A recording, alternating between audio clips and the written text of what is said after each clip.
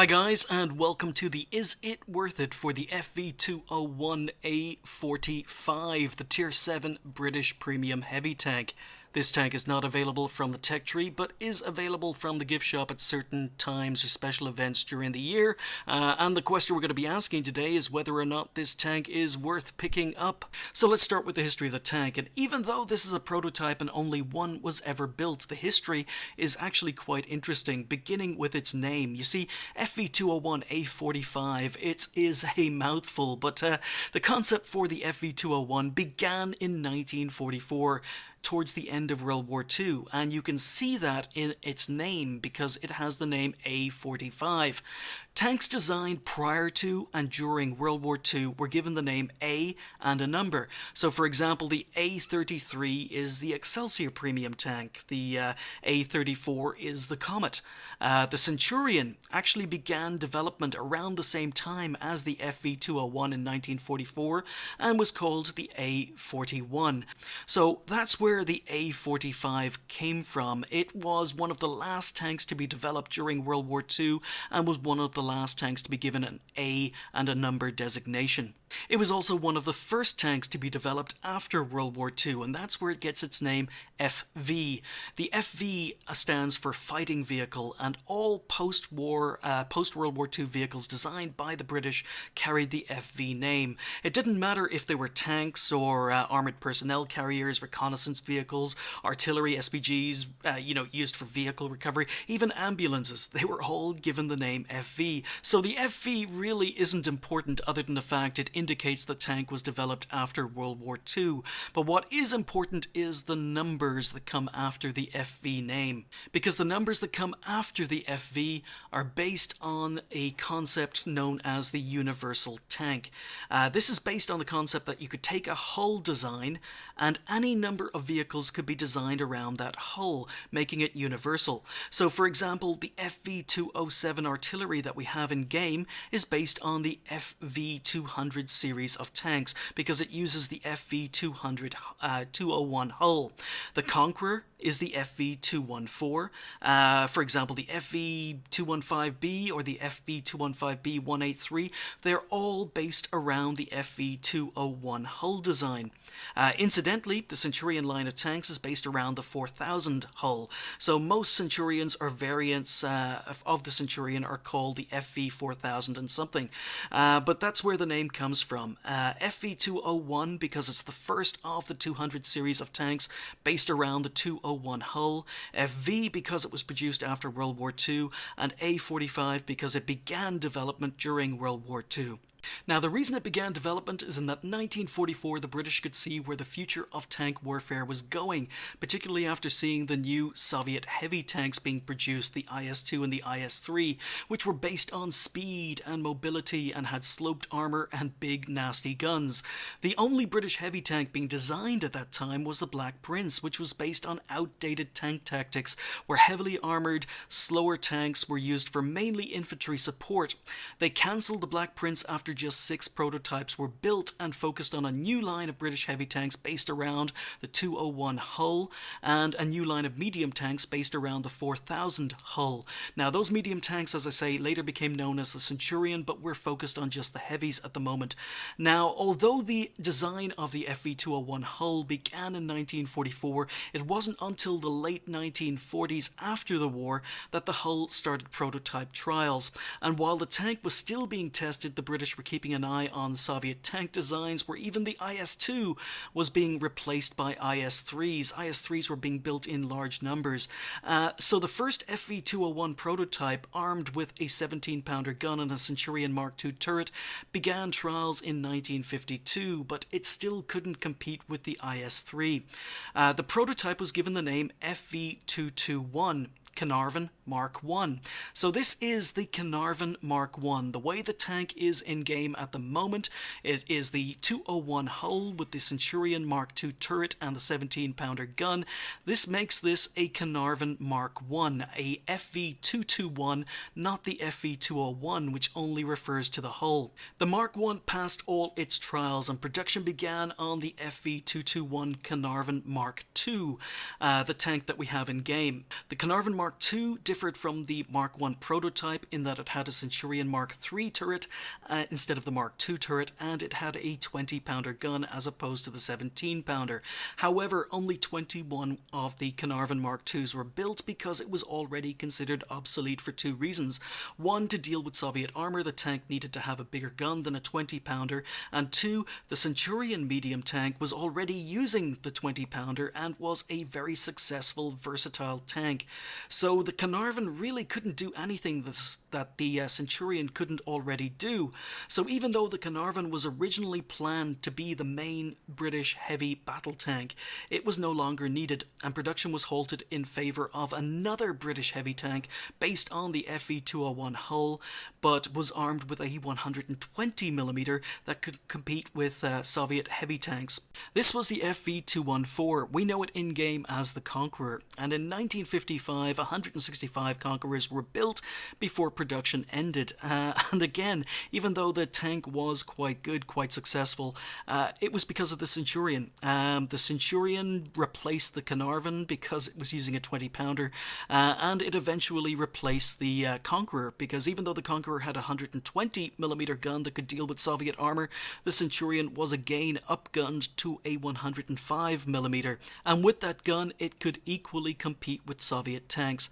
As a result, the production of the Conqueror was halted. It was the last of the FV200 series of vehicles based on the 201 hull to be produced, and as mentioned, future tanks based on the 200 hull, like the FV215B, never made it out of production. So even though the FV201 A45 was only a prototype, it had a very rich history and was the start of the Caernarvon and Conqueror line of tanks. Once again, the configuration of this tank in-game makes it a Caernarvon Mark I, not the FV201, which is basically just the name of the hull. So as per usual, we're going to be comparing the FV201 against all the other Tier 7 premium heavy tanks in the game, and as pointed out on a recent review, unfortunately there's only one, the IS-2. However, just to keep things in context, I've included the heavy tank Black Prince, or the Black Prince, up here, the Tier 7 British heavy tank in-game that the FV201 was designed to replace, and I've also included the Tiger, for a couple of reasons. One, most of you should be familiar with the Tiger, I'm sure a lot of you have played the Tiger, but also because I think that both the play style of the FV201 and the Tiger are very, very similar, and both the FV201 and the Tiger share some similarities, and those similarities start with the hit points, because the FV201 gets 1500 hit points. That's very, very good. That's much, much better than the IS-2 gets a lot more hit points. It also gets slightly more hit points by 50 than the in-game Black Prince. However, it gets exactly the same number of hit points as the Tiger does, so that's the first similarity. It gets a lot of hit points, which is a positive. It's also a very, very heavy tank, even though it doesn't look it, and the armor profile, we'll get to the armor later, but the armor profile kind of doesn't hint at the fact that this is such a heavy tank, but it is. It comes in at 56.5 tons for me. That's significantly heavier than the IS-2. It's even heavier than the Black Prince, which is considered a very heavy tank, and in fact only the Tiger is heavier, and that's only heavier by about 2 tons, so it's a very, very similar tank in weight to the Tiger 1 as well. When it comes to engine power, it's a positive because it gets the best engine of all the tanks up here. You can see it's got significantly more engine power by 200 horsepower over the IS-2 or the Black Prince.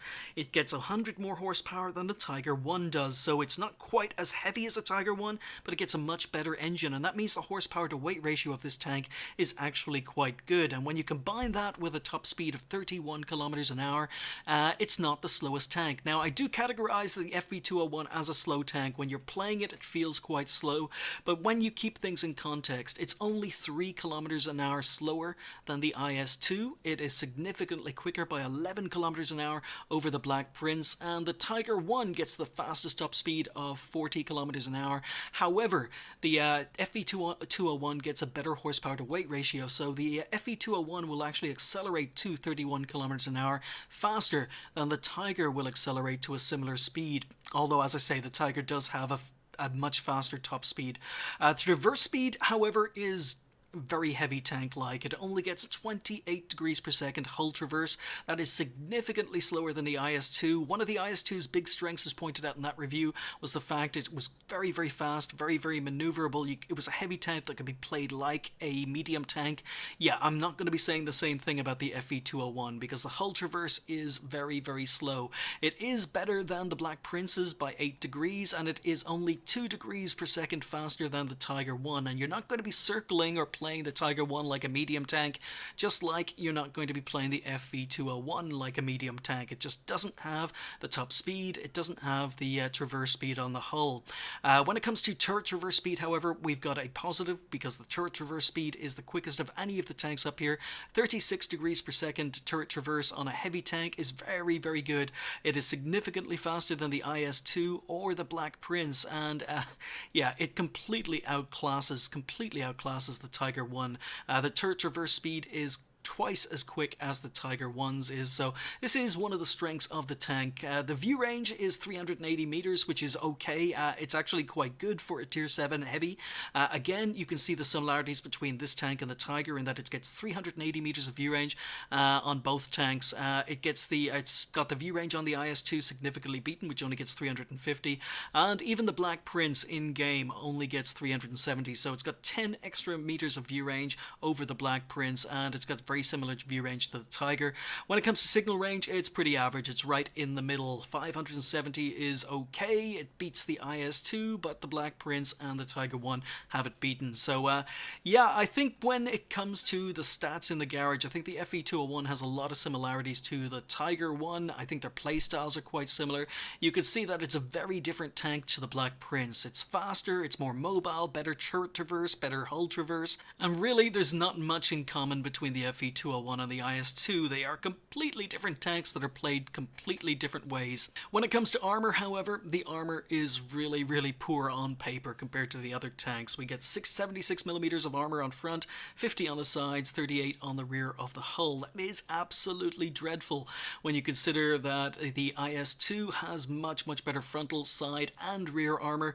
The Black Prince is very heavily armoured with, on paper, 152 on front, 95 on the side, 50 on the rear, and the Tiger 1. Even though the armour on the Tiger 1 is not supposed to be anything special, and is not, we've still got 100 millimeters on front, 80 on the sides, 80 on the rear. So, yeah, you can see on paper the hull armour isn't very good. Now, having said that, the Tiger 1's armour, even though it gets 100 millimeters on front, is flat. The FV201's frontal armour happens to be sloped, but still, yeah, on paper, the hull armor on this tank is absolutely dreadful, especially when you consider that this tank was being built and designed with taking on IS-3s in mind.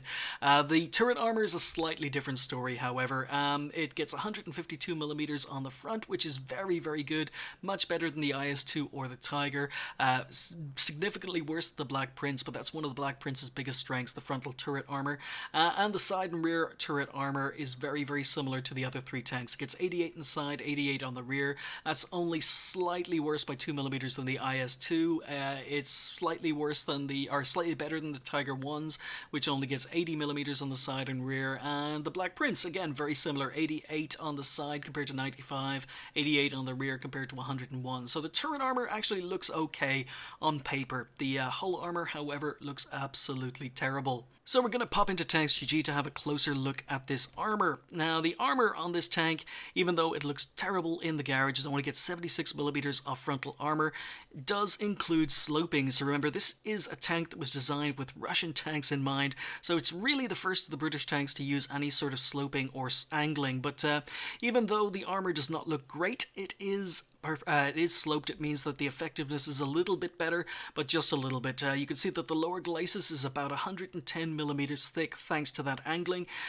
Like most British tanks, unfortunately, the ammo rack is stored behind the lower glacis, so if you want to take out the ammo rack on an FV201, or most British tanks just shoot the lower glacis, it will take out your ammo rack quite frequently.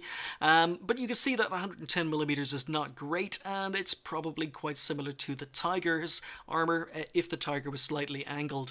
And once again, I compare this to the Tiger because this tank does not get special matchmaking, and it will see tier 7s, tier 8s, tier 9s just like the Tiger does, but I think the frontal armor is maybe very similar to Tiger's, if not just a little bit bit better. The upper glacis is slightly better angled than the lower glacis, and as a result, even though it's still 76 millimeters thick, it gets effective armor of 122. So again, maybe slightly better than the Tigers, but only effective against lower tier tanks, against tier 5s, tier 6s. Maybe the upper plate is going to bounce some shots, particularly maybe if you angle it, but it's not going to cause tier 7s, tier 8s, and tier 9s very much trouble to go through at all. So shots through the lower glacis are going to take out your ammo rack. Shots through the upper glacis tend to take out my driver a lot. So my driver and ammo rack need to be replaced quite a lot when I'm driving this tank.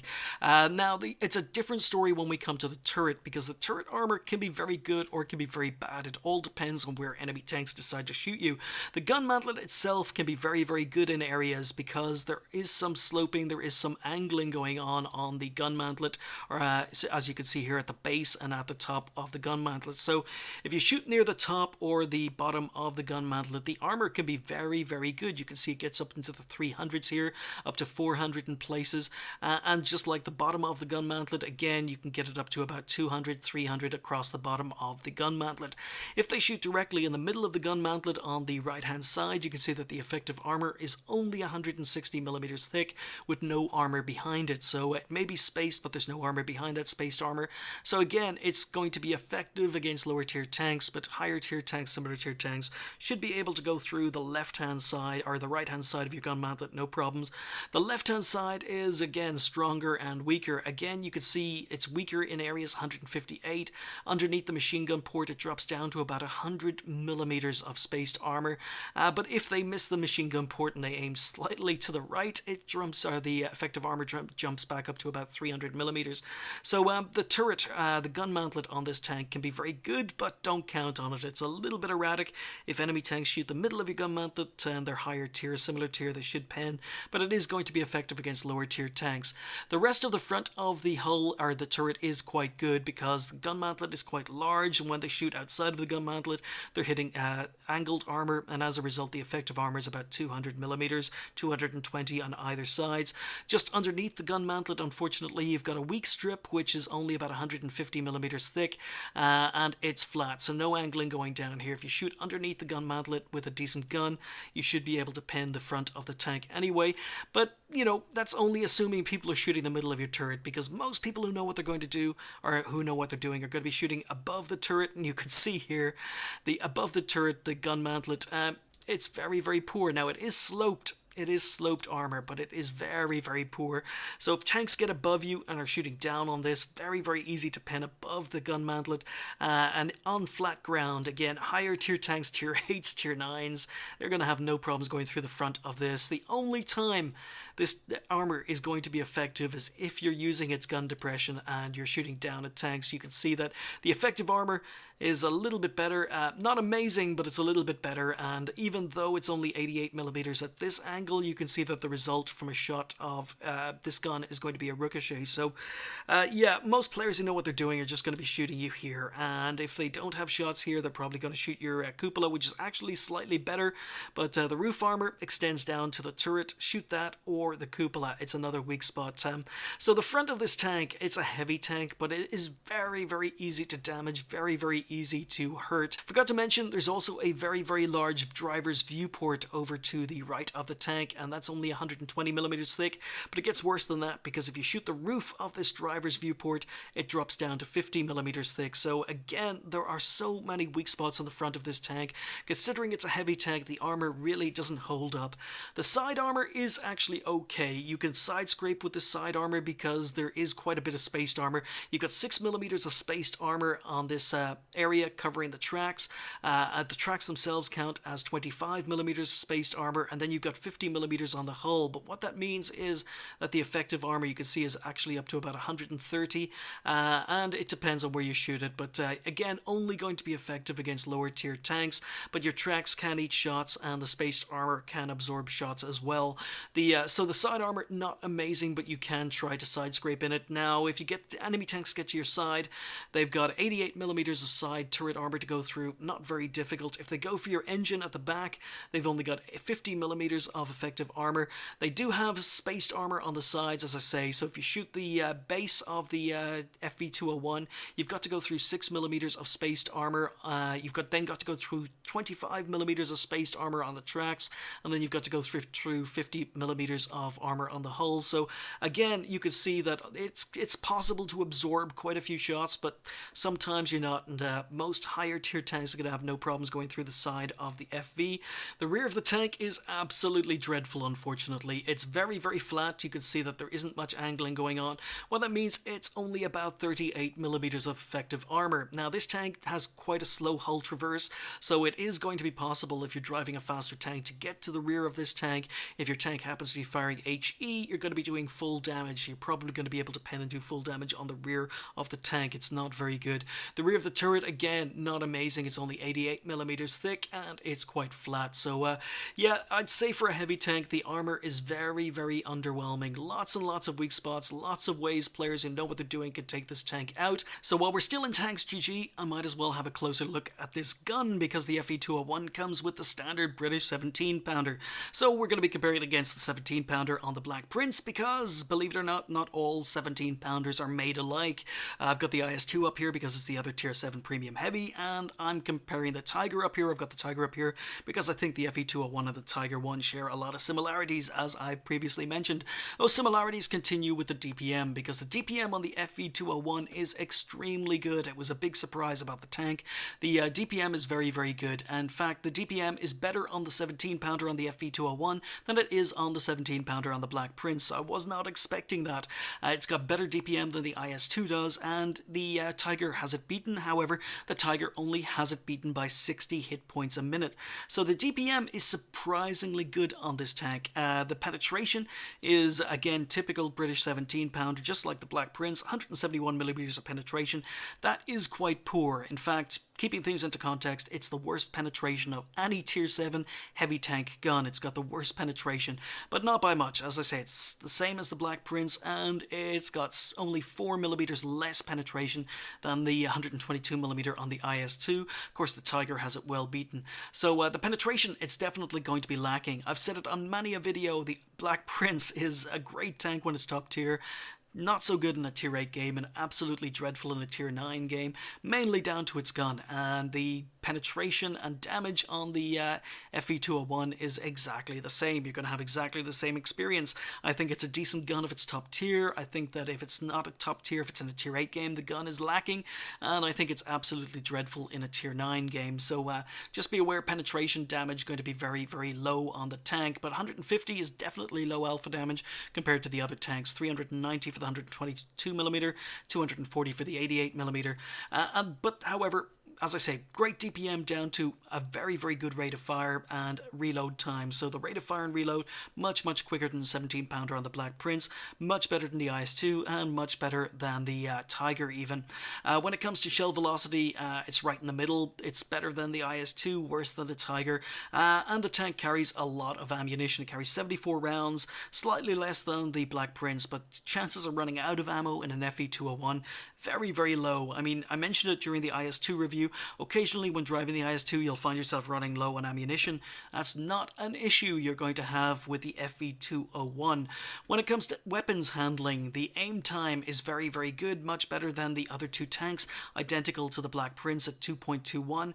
And then this was a big shock with regards to the accuracy, because when I first started playing the FV201 for this review, I felt that the accuracy, there was something lacking. I thought maybe it was my equipment choices, or it was my crew skills or something, but I went into Tanks GG just to check, and I was quite surprised to find out that even though this is a 17-pounder that shares a lot of characteristics with all the other British 17-pounders, the accuracy is actually very, very poor at 0.37 for a 17-pounder. Now, 0.37 is quite good, but for a 17-pounder it's quite low. You can see that the Black Prince has 0.33 accuracy compared to 0.37, and the Tiger has the accuracy well beaten. So 0.37 is not bad, but of all the tanks up here, only the IS-2 is worse. So yeah, I was quite surprised. At long distance, I really felt the accuracy was off on the 17-pounder, and there's the reason. However, the accuracy while on the move, while traversing the tank, is the same as the Black Prince. The accuracy after turret traverse and after firing is actually better on this tank than it is on the Black Prince. The gun dispersion rates are better in every way than the IS-2, and it's better than the Tiger in every single way, with the exception of turret traverse, where it's identical. So really, the gun, even though it's got 0.37 accuracy, which I was disappointed with, is still very good. Now, it gets 20 degrees of gun elevation, which is okay. The IS-2 has a beaten, not as and the IS-2 or the Tiger is worse. And when it comes to the gun depression, don't let this fool you, because in the garage or in a lot of the stats, it's going to tell you that this tank has 10 degrees of gun depression. It doesn't. It has 8 degrees of gun depression over the front of the tank. So if you're aiming over the front of the tank, 8 degrees of gun depression, identical to the Black Prince and slightly better than the Tiger. Over the side of the tank, then you have 10 degrees of gun depression, but it means you've got to turn side on and show some of your weakest armor to the enemy in order to get 10 degrees of gun depression. Over the rear of the tank, you've only got 2 degrees of gun depression. So most of the time when you're playing this tank, you're going to be firing the gun over the front of the tank or at a slight angle over the front, and in that case you've only got 8 degrees of gun depression, just like the Black Prince. So let's check out this gun and this engine in action, although mainly the gun. I don't do that much maneuvering in this game, but what you can see is we're already at top speed, 31 kilometers an hour, so it's not the quickest heavy tank, but it will accelerate quite well. As I say, we're here on Arctic. It's a tier 8 game. There are 7 tier 8s on the enemy team, so I'm expecting a good workout. But what you see is, you know, we're not quick. We've got the AMX M445, another tier 7, and he is accelerating faster than we were. And even going downhill, we don't get much above 31. 31 seems to be the absolute limit. Even going downhill, we're not even hitting 32 really. So it definitely seems to be capped and physically incapable, even going downhill faster or much faster than 31. So moving up, you can see the M4 again, faster than I am. But we were doing about 15-16 kilometers an hour up the slope, so the horsepower to weight ratio is not terrible on the tank. AMX 5100, top tier tank on the enemy team, dangerous tank. Super Pershing Tiger 1 spotted on the one line. No, nothing to shoot here. So initially I'm planning to maybe do some sniping. CDC has appeared up on the ridge. We're already down an Oni and not getting outlines, not getting shots on very many tanks.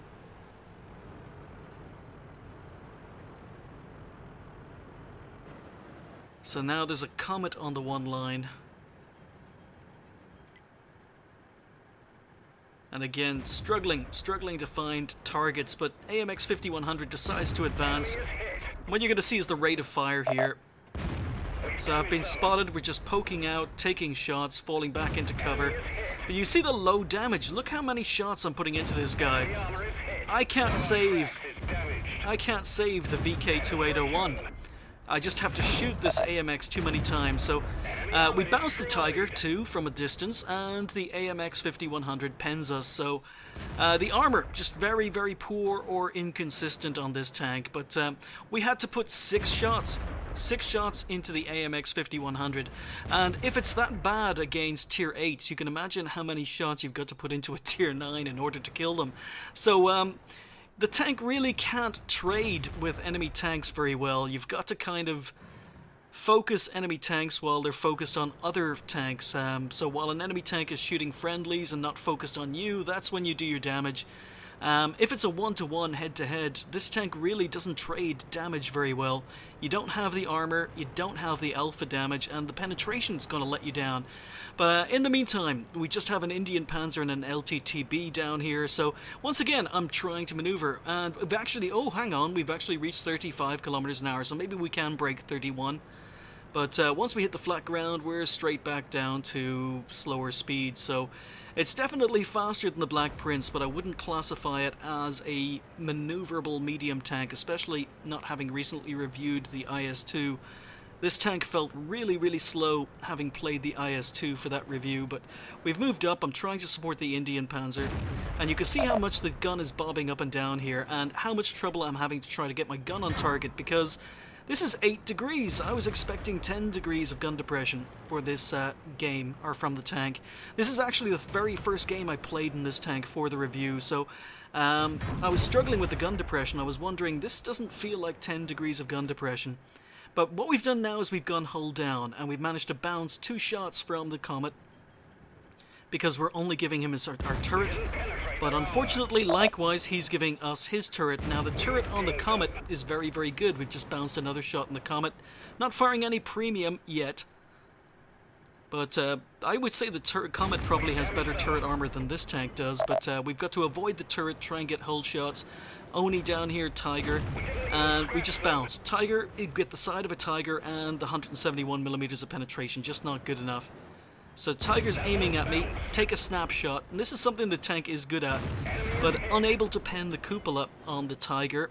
Our ally IS-6 drowned, which didn't make this game any easier, but we're focused on getting shots in. Now, I can pen the Tiger 2. He's at a bad angle, showing his lower glacis. I just penned the Tiger 2. Tiger 2 switched to premium, and now we can't pen the Tiger 2 because he flattened up his lower glacis. So we've just bounced 2 regular shots on the lower glacis of the Tiger 2.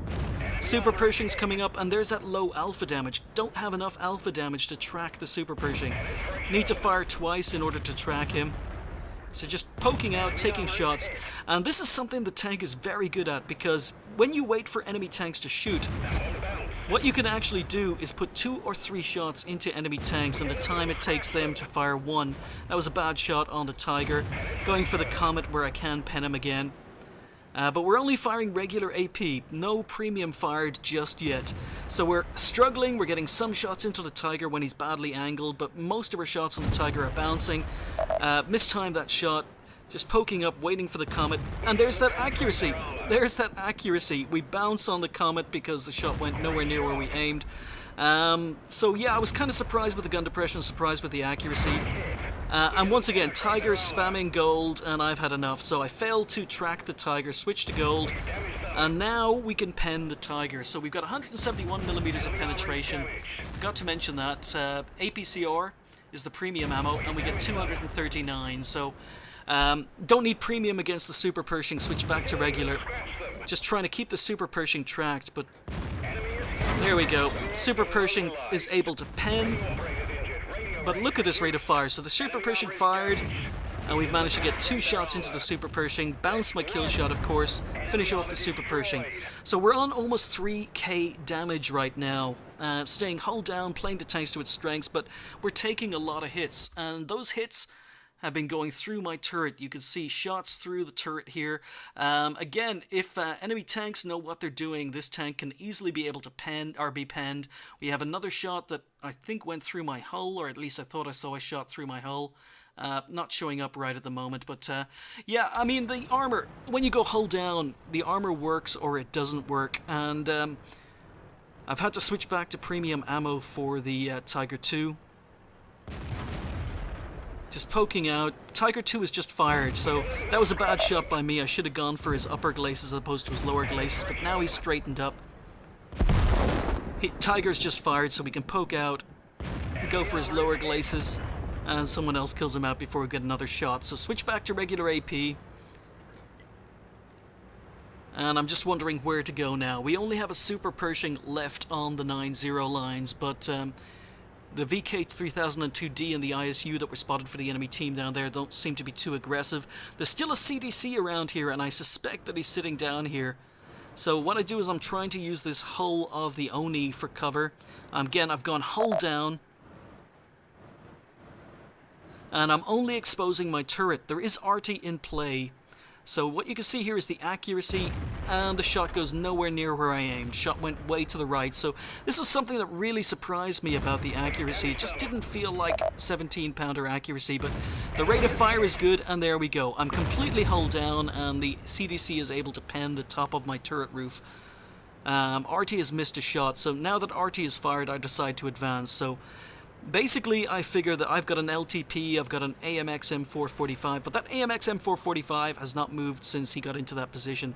He's decided to go AFK. Now, while the CDC, I figured the CDC was going to defend, and I was typing to the AMX, and yeah, I screwed up there, so I was asking the AMX to actually come forward and try and help me, but unfortunately didn't work out. CDC, well played to him. I thought he was going to defend and he decided to go on the attack. So thankfully our team did enough to pull out a victory in that game, but I think you got to see everything that was good and bad about the gun.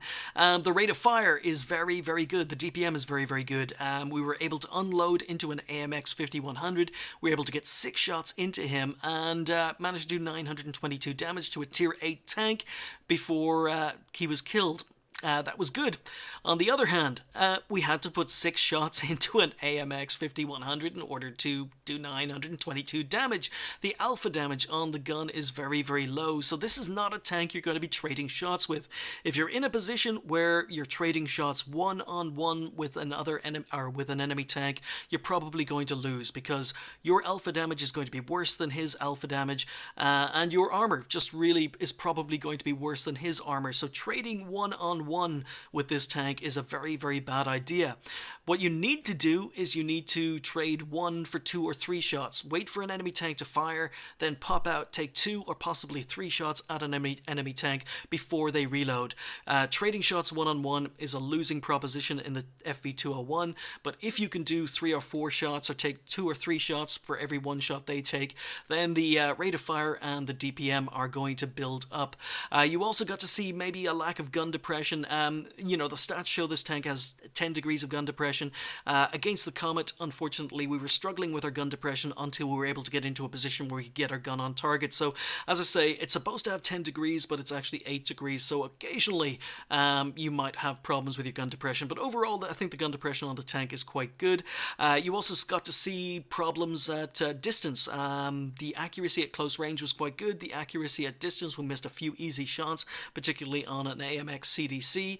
And you got to see the lack of alpha damage when it came to tracking enemy tanks. Not only was I failing to pen occasionally, but we were failing to track enemy tanks. So I had to put 2 or 3 shots into the track of a Super Pershing before we were able to track him in place. So the alpha damage is not going to be great if you're trying to track enemy tanks in the open. However, once they're tracked, then that rate of fire comes into play and you can do a lot of damage very, very quickly. So we finished top on damage in that particular game with 3,451. So you've got good DPM, and when this tank hits and when it pens, you can build that damage up very, very quickly. We finished with 1383 XP, but we didn't actually finish first, so I want to give a shout out to Deska81. He had a very good in his game in his LTTB, finished top on XP with 1433. Excellent game, 3,215 damage done and 5 kills, so well played, Deska. But anyway, getting back to this gun, we fired 42 shots. You can see the ammo costs are very, very cheap. 42 shots only came to 6,300. At close range, the accuracy didn't matter so much. Most of the shots I missed, 42, only 37 hits. Most of those misses were at long range. But this is the telling thing. This is the important thing here. The fact is we hit 37 shots, and of those 37, we only managed to pen 23. So we actually bounced. We hit and bounced 14 shots in that game. And we even had to resort to some premium ammo. So, you know, you're going to find this gun is going to struggle. You're going to be bouncing a lot of shots. You're going to be struggling with this gun against higher tier tanks, tier 8s, and definitely going to be struggling against tier 9s, sometimes even with the premium ammunition.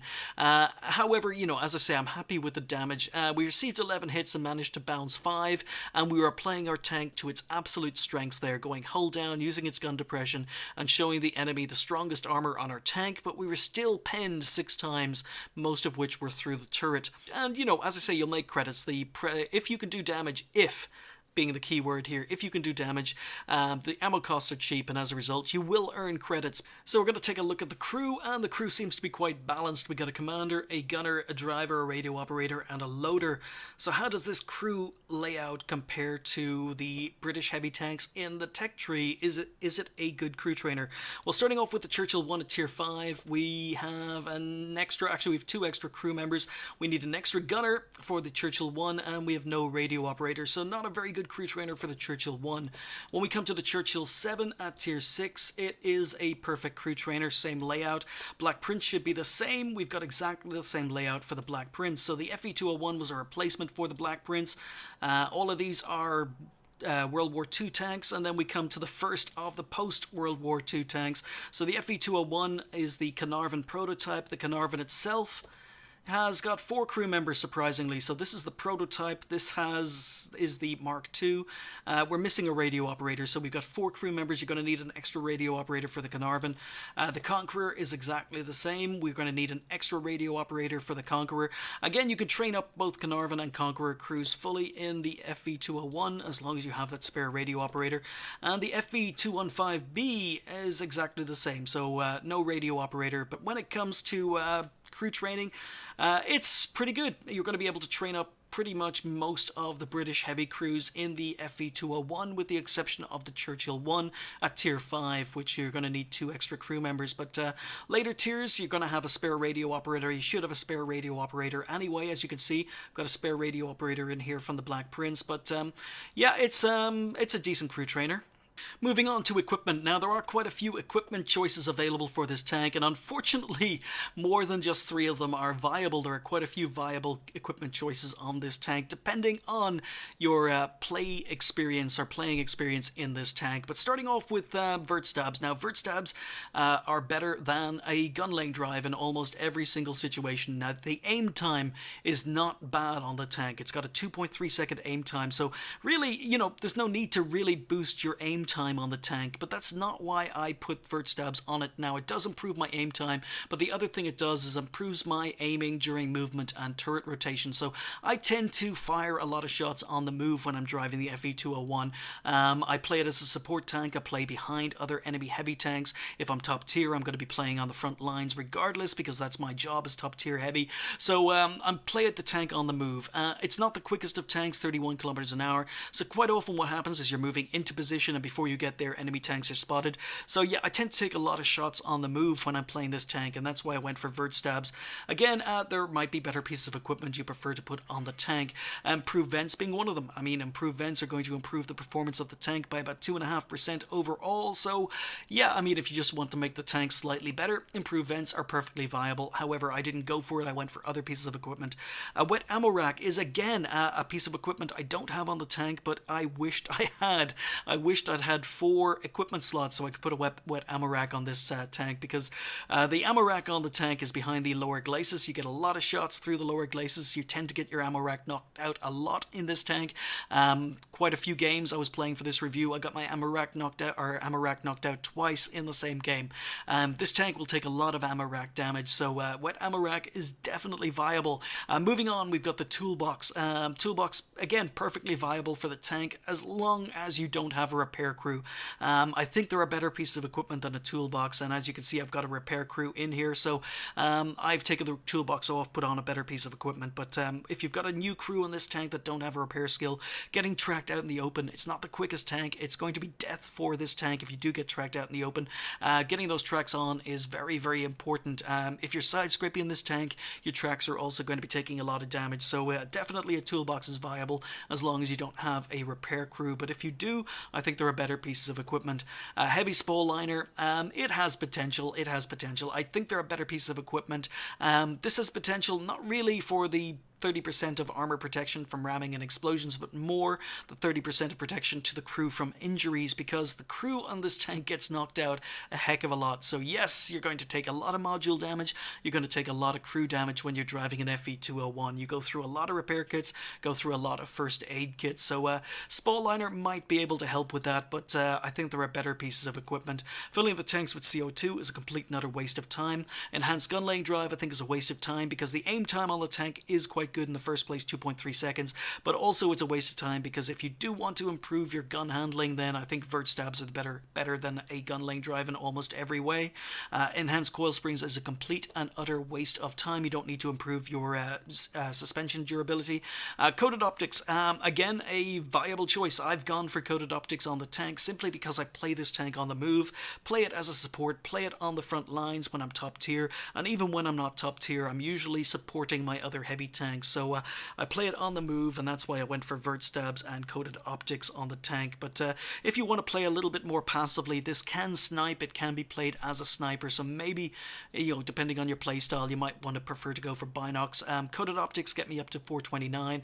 Binocs obviously would be much better if I'm playing it as a sniper, but I think coated optics was middle ground because I tend to, as I say, you can snipe with coated optics, but binocs are better, but I tend to play it on the move. So moving on, medium caliber gun rammer is an absolute must on this or pretty much any tank that can fit a gun rammer.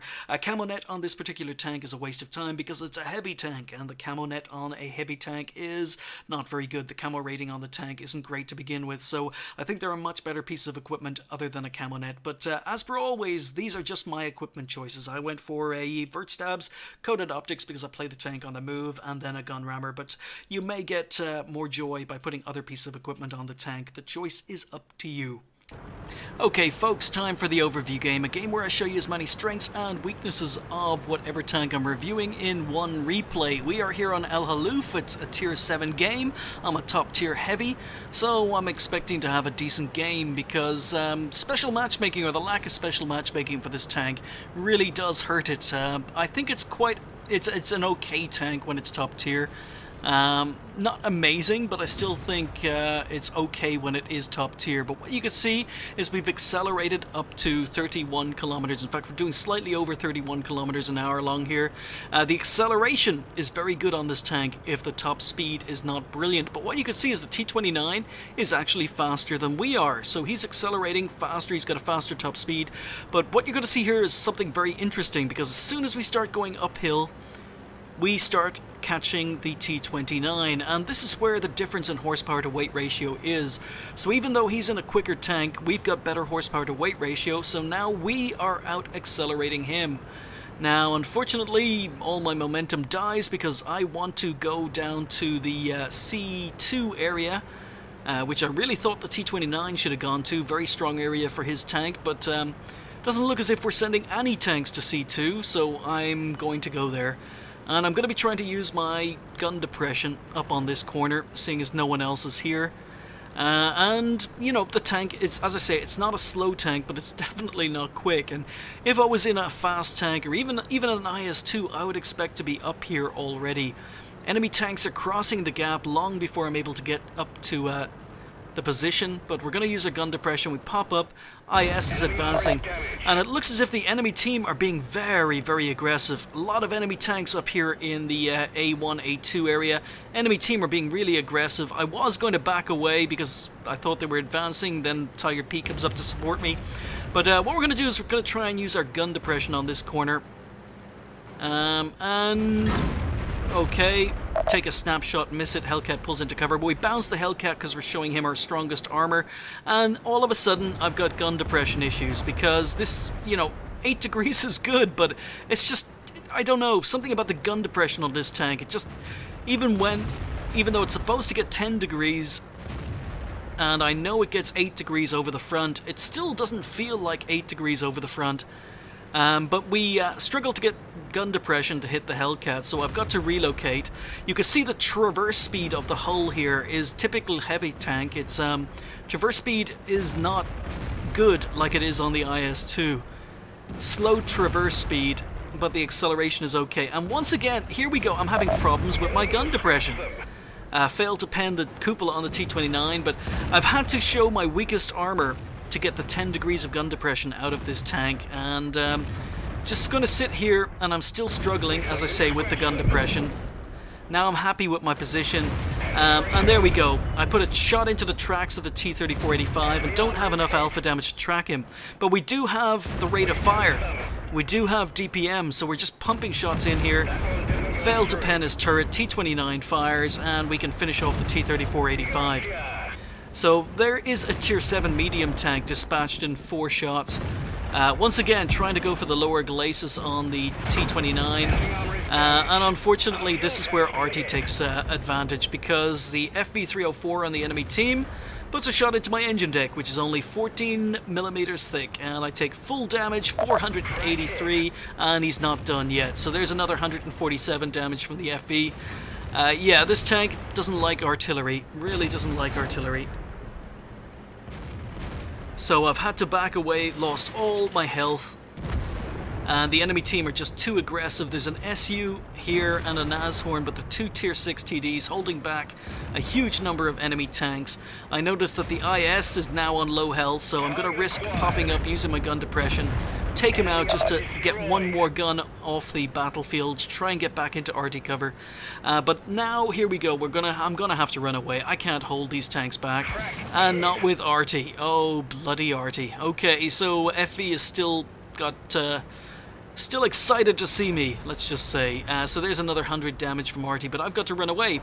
So my first impression, or my first thought, was to keep going, keep running straight, and then I realized, you know what?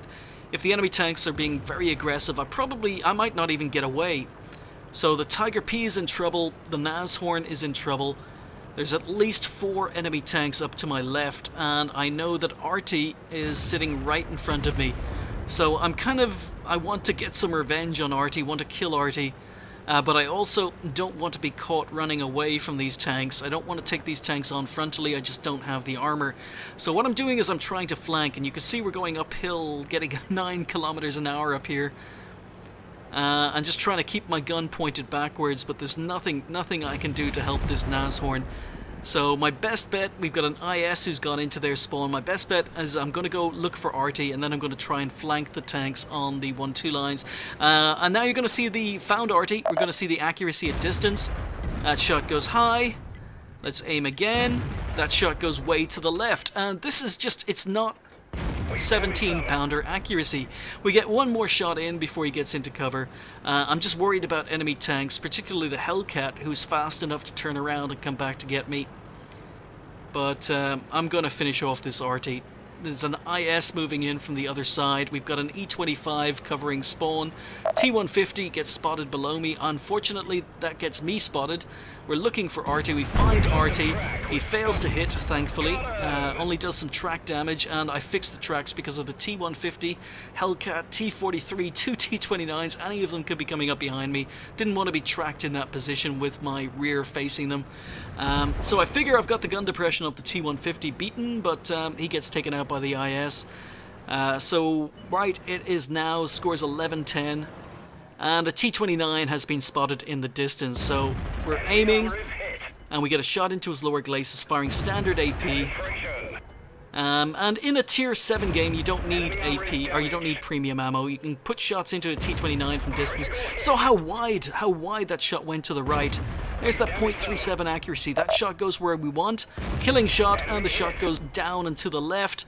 And that means that we don't get the kill until we fire again, and that leaves the T29, gives the T29 the opportunity to put a shot into me and track me, and damage my ammo rack. And as I say, this ammo rack, you lose so many crew members, so many ammo racks in this tank. So now I'm ammo racked. I've still got a decent rate of fire, but yeah, it doesn't help being ammo racked. So putting shots into the side of the turret of the T29. Again, don't need any premium ammo for this. I'm a one-hit kill. IS has got more hits, or more health than I have. He can take a hit, so waiting for the IS to go in and deal with him. We've got an E25 defending spawn, so that's fine. So unfortunately, Snapshot misses. No idea where that shot went. Looking for track shots.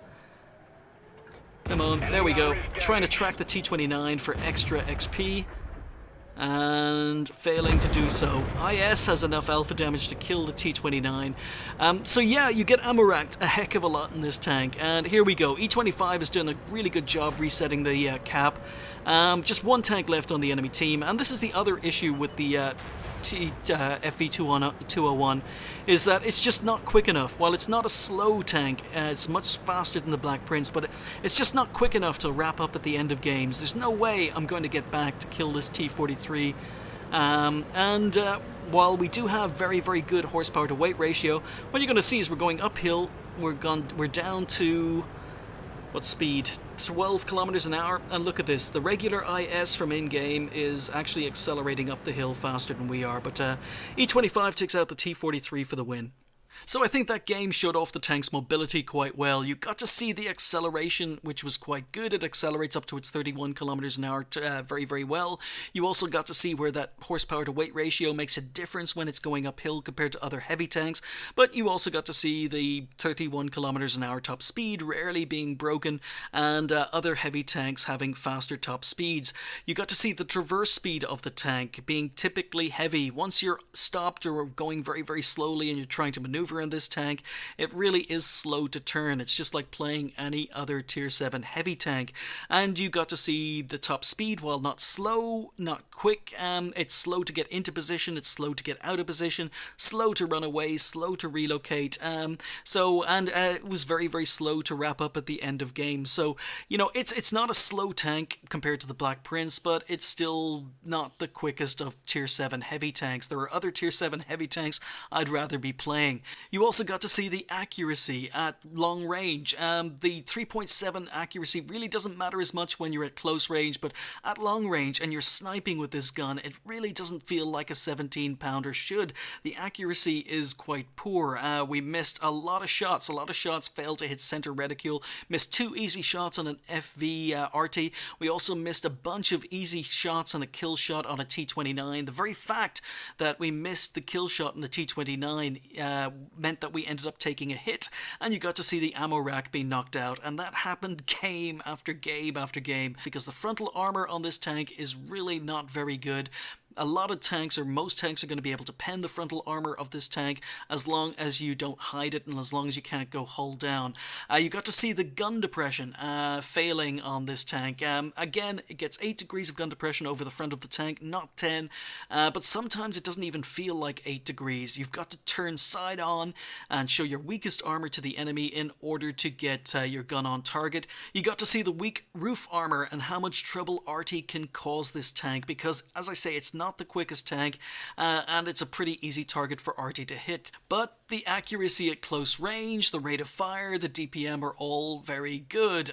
So we finished top on XP with 1196, 2141 damage done. So when you're top tier, I think the tank is quite competitive. I still think there are better tier 7 heavy tanks, but I still the tank can do a job when it's top tier. Against tier 8s, you're going to struggle. You're going to have to fire some premium ammo, and against tier 9s, yeah, the tank is just bloody awful. But 4 kills, decent XP, decent damage, can't complain. And it will make you credits. It will make you credits. So 28 shots fired in that particular game. Ammo costs only came to 4,900, 53,000 credits made. But, you know, every time I play the FV201, I just wonder how much of a better game I could have had playing, you know, regular in-game tanks like the T29 or, you know, the premium tank, the IS-2 that I reviewed recently. Okay, folks, time to sum up. If the FV201 A45 appears in the gift shop near you, is it worth picking up? Now, I know it was available on the NA server yesterday. I apologize to you guys, I couldn't get the review out in time. It's currently available on the EU right now for 24 hours. I'm trying to get the review out before it's removed from sale, and I have no idea about the other servers. Hopefully I'm going to get the review out before the tank becomes available on other servers. So I suppose we better start with the positives. It gets 1,500 hit points, which is very, very good for a tier 7 heavy tank. More hit points than most other tier 7 heavies, similar hit points to the Tiger. Hit points means you're going to be able to take that one extra shot sometimes. So yeah, hit points definite positive for the tank. It gets a very decent engine of 800 horsepower, probably about the best engine of all the tier 7 heavy tanks. So even though it's quite a heavy tank, it gets a decent engine. The horsepower to weight ratio is good, not amazing, but it's good enough. So it means that the acceleration is okay. Top speed is not amazing at 31 kilometers an hour, but you know, when you put it into context against all the other tier 7 heavies, it's not that much slower. So I wouldn't count this as a quick tank, but it's definitely not slow. The traverse speed is typically heavy at 28 degrees per second, so that's not a positive, but it's not a negative either. But the turret traverse speed is definitely a positive, 36 degrees per second. So usually when you find an isolated heavy tank and you're in a medium tank or a light tank, you'd be looking to get to the sides and rear, or maybe even circle them to death. It's a little bit harder to do against an FV201 because the turret traverse speed is surprisingly quick for a heavy tank. The The view range is very, very good for a heavy tank at tier 7, 380 meters. It can be boosted with crew skills and equipment, so view range is definitely a positive for the tank. It also gets very, very good gun depression. The gun depression is not as good as the stats would have you believe, so it gets 8 degrees of gun depression over the front of the tank. It gets 10 degrees of gun depression over the sides, as long as you're willing to show some of your weakest armor. Rear gun depression is only 2 degrees, so not good rear gun depression. And also the turret armor, while not amazing, and it can be penned by most of the tanks that are facing it, when it's top tier, the turret armor can be quite good. The gun mantlet can be very, very troll. Not amazing, but it can be very, very troll. Sometimes tanks are going to bounce, sometimes they're going to pen you. It also gets very, very good DPM. The DPM on the gun is extremely good. So the tank has pretty, it does have some strengths. So let's move on to the negatives. First big negative for this tank is that it doesn't get special matchmaking. It's a tier 7 premium heavy, and it doesn't get special matchmaking. So like the IS-2 that I reviewed a couple of days ago, it's going to see tier 8s, it's going to see tier 9s. Now the problem is, you don't get a lot of alpha damage with this gun. You only get 150 alpha damage with this 17-pounder. That's a big negative when you're shooting tanks like tier 9s, because even if, for example, you get to the rear of a tier 9 and you're putting shots into them, most tier 9s are going to have over 1,500 hit points. You're going to have to shoot them 10 times in order to kill them. So even if you do penetrate a tier 9, you're only scratching them, and they can just turn around and do huge damage to you. So the alpha damage is going to be lacking against tier 8s. It's going to be lacking against tier 9s. When it comes to the penetration, exactly the same problem. I've talked about it in previous videos regarding the Black Prince. Black Prince is great when it's top tier, and it's terrible in tier 8s, and even worse in tier 9s. Absolutely dreadful against tier 9s, mainly down to its gun. And it's exactly the same. You've got the same gun, same 17-pounder on the FV201. So you're going to be taking this 171 millimeters of penetration up against tier 9s, tier 8 heavies. It's just not going to work. And that alpha damage combined with that penetration, it just makes this tank terrible. It's almost like one of these premium tanks that was designed with special matchmaking in mind, and then Wargaming released it and decided that premium tanks weren't going to have special matchmaking anymore. So the tank is very, very underpowered in higher tier games. The gun is going to let you down due to the fact you don't have any special matchmaking, and also the fact that the accuracy, you can see that the accuracy in the garage is 0.39. In reality, it's actually about 0.37 with a 100% crew. The accuracy on the 17-pounder is, if you're used to playing tanks with 17-pounders, you're going to find the accuracy quite poor. I don't think the accuracy on the gun is bad. The DPM is better on this gun than it is on other 17-pounders, but I just find that the accuracy is a little bit lacking, surprisingly lacking. And as mentioned, the hull armor. The hull armor is absolutely terrible on this tank, mainly down to that lack of special matchmaking. So on paper, the armor is worse than the Tiger. In reality, because of the sloping, the armor is slightly better frontally than the Tiger has, but even top tier, the frontal armor on the Tiger is not amazing, and this is, when it's top tier, the frontal armor, it's just not amazing. Most tanks, even lower tier tanks, are going to be able to penetrate the hull of this tank frontally. Higher tier tanks are just going to laugh at your armor. They're going to be able to penetrate it. You're going to take a lot of crew and module damage. The crew of this tank, a lot of them seem to be sitting in the hull. Shots through the upper front plate are going to be killing your driver a lot. Shots through the lower glacis are going to be damaging your ammo rack a lot. It's very rare you're going to get through a game in this tank without losing your repair kits or your first aid kits, or both. Lack of special matchmaking means that the armor and the gun on this tank make it much, much worse than it should have been. If ever there was a tank that needed special matchmaking, this is it, or at least this is one of those tanks that needs special matchmaking. But other than that, I think it's an okay moneymaker as long as you can do damage and don't have to fire too much premium, and I think it's a very, very good crew trainer. In fact, there's only one British heavy tank in the game where you're not going to be able to train up a full crew. If you've got a TOG already and you can play that tank, especially in a TOG platoon, then, possibly this tank is less valuable to you. But if you don't have a TOG and are not interested in a TOG because it's so situational, maybe you don't have TOG platoon mates to play with, then maybe you might look at the FV201 as an alternative British crew trainer. Don't forget, you've also got the Excelsior at tier 5, which is much, much cheaper and can also train up British heavy crews. So there are quite a few choices when it comes to British heavy tanks.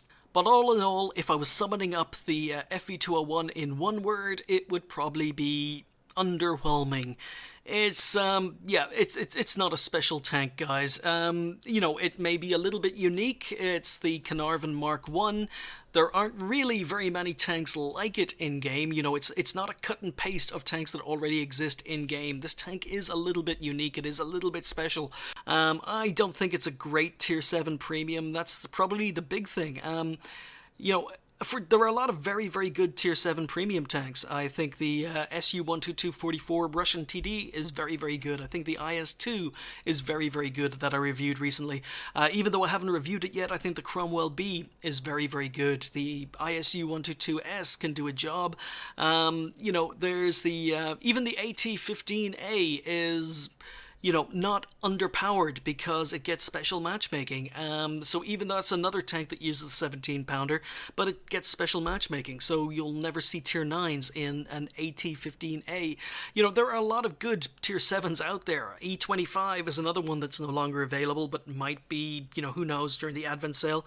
This is another one of these tanks that just isn't as good as what's available out there. So when it comes to tier 7 premiums, I think this one comes towards the bottom of the bunch. I really do. I don't think it's a great tier 7 premium. I don't think it's a terrible tank, but that's the best thing I can say about it. I don't think it's terrible. It's underwhelming. It can do a job, but it's completely outclassed in a lot of situations. So I think if this tank got special matchmaking, I would probably view it in a more favorable light. But the fact is, it doesn't get special matchmaking. It will see tier 9s. The gun is going to struggle against higher tier tanks. The armor is going to struggle at any tier, even when it's top tier. I mean, you can get it to work against lower tier tanks by angling and side scraping, but you know, most tier 8s, tier 9s aren't going to care about your armor.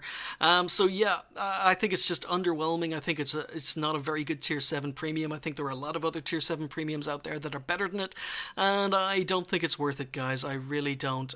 The only reason you would want this tank is if you're a tank collector, or if you're absolutely serious about training up British heavy crews, and you can't buy the TOG anymore, or you hate the TOG, and you don't like lower tier games and aren't interested in picking up the Excelsior. I think this tank isn't very strong. If it had special matchmaking, I would probably mellow towards it a little bit, but it doesn't. It sees tier 9s. It's not very strong. There are better tier 7 premiums out there, and I'm going to say it's not worth it, guys. Thanks for watching. I'll see you next time.